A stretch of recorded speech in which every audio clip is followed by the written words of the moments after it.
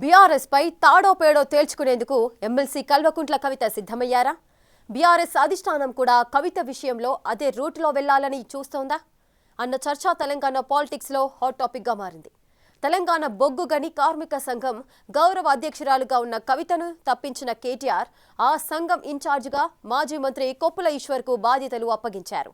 దీంతో కవిత విషయంలో BRS clear indication ఇచ్చినట్లయిందంటున్నారు. తాజా బీసీ రిజర్వేషన్ల అంశానికి సంబంధించి ఎప్పటికైనా బీఆర్ఎస్ తన దారిలోకి రావాల్సిందే అని వ్యాఖ్యానించారు.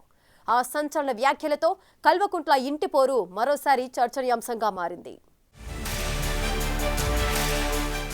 ఎప్పటికైనా ఇంటి పార్టీ తన దారిలోకి రావాల్సిందేనని బీఆర్ఎస్ పై ఎమ్మెల్సీ కల్వకుంట్ల కవిత సంచలన వ్యాఖ్యలు చేశారు. బీసీ రిజర్వేషన్ల కోసం ప్రభుత్వం తీసుకొచ్చిన ఆర్డినెన్స్ బీఆర్ఎస్ పార్టీ వ్యతిరేకిస్తోందని అన్నారు. అలాగే తనపై ఎమ్మెల్సీ తీన్మార్ మల్లన్న చేసిన వ్యాఖ్యలపై బీఆర్ఎస్ పార్టీ స్పందించలేదని, అది వారి విఘ్నతకే వదిలిస్తున్నారని ఘాటు వ్యాఖ్యలు చేశారు. తాజాగా హైదరాబాద్ లోని తన నివాసంలో మీడియా చిట్చాట్లో ఎమ్మెల్సీ కవిత చేసిన వ్యాఖ్యలు పొలిటికల్ సర్కిల్స్ లో హాట్ టాపిక్ గా మారాయి.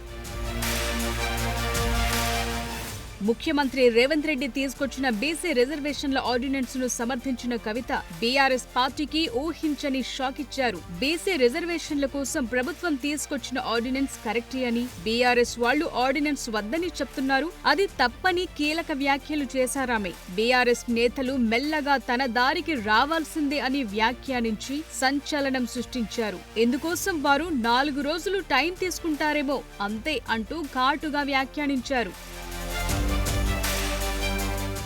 2018 చట్ట సవరణ చేసి ఆర్డినెన్స్ తేవటం సబబే అని రేవంత్ సర్కార్ కు కవిత బహిరంగ మద్దతు ప్రకటించారు. న్యాయ నిపుణులతో చర్చించిన తరువాతే ఆర్డినెన్స్ కు తాను సపోర్ట్ చేసినట్లు చెప్పారు. తనపై ఎమ్మెల్సీ తీన్మార్ మల్లన్న చేసిన కామెంట్స్ కు బీఆర్ఎస్ పార్టీ రియాక్ట్ కాలేదని, దాన్ని వాళ్ల విఘ్నతకే వదిలిస్తున్నారని అన్నారు. తెలంగాణ జాగృతి అధ్యక్షురాలు కల్వకుంట్ల కవితను తెలంగాణలో తిరగబోనీయమని ఎమ్మెల్సీ తీన్మార్ మల్లన్న భారీ వార్నింగ్ ఇచ్చారు. దానిపై కవిత తీవ్రంగానే అయ్యారు.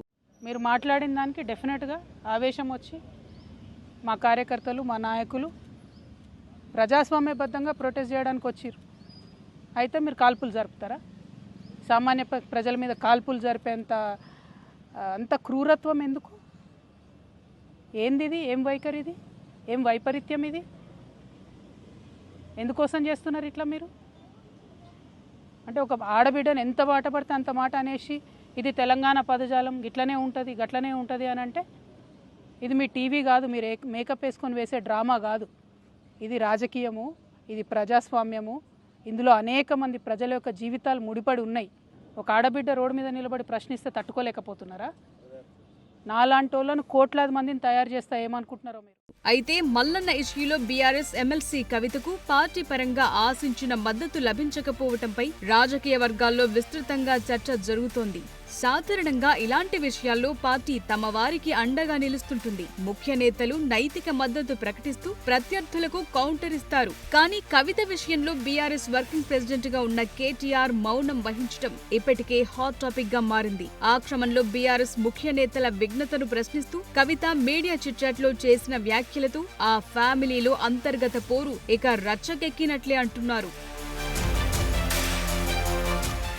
బీఆర్ఎస్ లో జరుగుతున్న ఆధిపత్య పోరుతో క్యాడర్ ను కన్ఫ్యూజన్ లోకి నెట్టేస్తున్నారన్న విమర్శలొస్తున్నాయి. ఎప్పుడేం జరుగుతుందో తెలియని పరిస్థితి పార్టీ నేతల్లోనూ నెలకొంటుందంటున్నారు. పార్టీలో జరుగుతున్న పరిణామాలపై అటు కవిత గాని, ఇటు కేటీఆర్, హరీష్ రావులు కానీ నేరుగా పెద్దగా స్పందించడం లేదు. మల్లన్న ఇష్యూలో బీఆర్ఎస్ అధిష్టానం, ముఖ్యంగా కేటీఆర్ మౌనం వహించడం వల్ల కవితను వారు దూరం పెడుతున్నారనే చర్చ రాజకీయ వర్గాల్లో బలంగా నడుస్తోంది. అటు పార్టీ కార్యాలయంలో కూడా కవిత ప్రెస్ మీట్లు పెట్టేందుకు అనుమతి ఇవ్వటం లేదట. రజతోత్సవ సభ తరువాత కవిత తెలంగాణ భవన్ కొచ్చిన సందర్భం లేదు.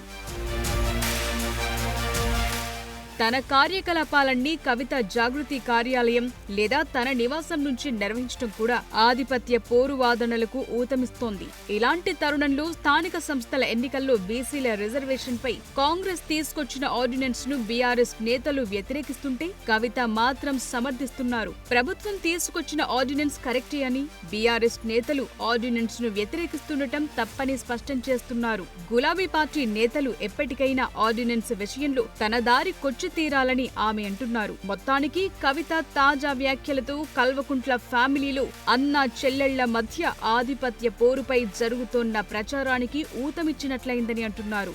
మరి చెల్లెలి వ్యాఖ్యలపై కేటీఆర్ రియాక్షన్ ఎలా ఉంటుందో చూడాలి.